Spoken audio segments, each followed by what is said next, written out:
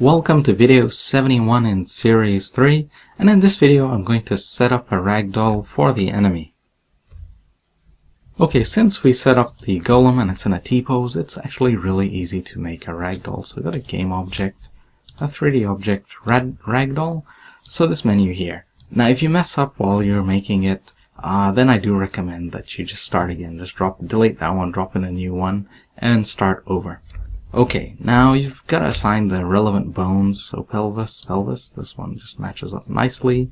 Left hip, well in this case it's actually left thigh, so drag that in. Left calf will be the left knee. So you can see that if you look in the model where these bones are, you can then tell which ones you're supposed to use. Well, that's how you know. So right hip, oh, I forgot the foot. So left foot, drag that in, and get the right calf, which will be the right knee. Get the right foot, which will be the right foot. So of course this depends purely on the model. Every model that you might make, well, if you follow the mechanism system, then it'll just match up nicely. But if you're importing models from other places, then you'll need to figure out what to slot in where.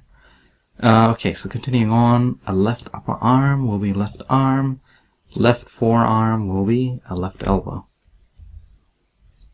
And if I go to the right arm, so right upper arm will be the right arm, and right forearm is the right elbow. The middle spine, I'll put that as spine 3. There we go, spine 3. And the head, well, that is there, which is good. I'll change the total mass to like 150 units. And strength, I'll put that, I can't actually remember what strength was. Alright, so I'll just put it anyway to 50. Now it's asking as well flip forward, so if the direction of the model, so if I click back here, is different, like the blue axis is not the forward axis, which it is in this case, then it may need a flip forward, something like that, so that it's all lined up, everything is lined up in the correct direction. And it's in fact telling us to do that right here.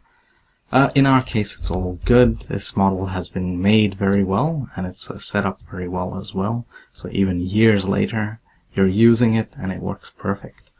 Okay, so let me just hit create. Done. It's already done for us. And in fact, we have a functioning ragdoll. So now you just have a look, check that the capsule colliders are all correct. So if you didn't put it in a T-pose, then you'll find that some colliders are infinitely small in size. You can actually set it up without the model in a T-pose. It just takes a little longer. It's just a bit more tedious, but when your model is in a T-pose, it's really nice and easy. Okay, how about I just hit play and see it collapse. There we go. So that's our model, and well, the ragdoll is in fact working nicely. So how about I hit restart? Just have a look at that again as it collapses. Yep, that's it. Perfect. Okay, so that much is done, but, well, actually I'm going to be disabling the ragdoll. Apart from the head of the character, I want to actually disable all the colliders and set the rigid bodies to is kinematic, so that the ragdoll isn't in effect. I only want it to come into effect when the enemy dies.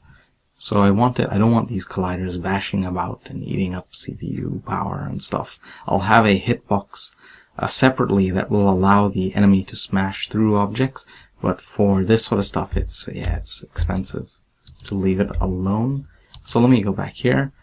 For the rigid body, set is kinematic, starting with the pelvis. I'll turn off the collider. You can see it go dark green. Coming back now to the left thigh and left calf, right thigh. I'll just do all of these in one go at the same time. Set is kinematic. Turn off the collider. Come to the spine 3. Same thing. Set is kinematic. Turn off the collider. Come to the arm components. Select them. Multi-select. And just turn on is kinematic. Disable the collider. And I believe that's it actually, so that was quite fast. And I will leave the head alone. I won't fool around with that. I'll leave that alone, and it'll also serve as a hitbox as well. So I'll have a later on in another video, you'll set up a hitbox for just the general hit detection with your guns, and then the head has its own collider, which does more damage because it's the head, and you set it up accordingly. You'll do that in a few videos from now. Okay, so that should be it. I believe I've got everything set up. Just make sure it's all set up correctly, and hit apply, and that should be good. So I should just find that the head, I think, wants to fall down. That's about it. Is it okay? Oh, in fact, it's all alright. Nothing is trying to move, which is just perfect. Yeah, just the head moves when you hit it, which is just fine, because we're going to have an animator on it soon, and that'll take care of that for us. Okay, that's it. So thanks for watching, and I'll see you in the next video.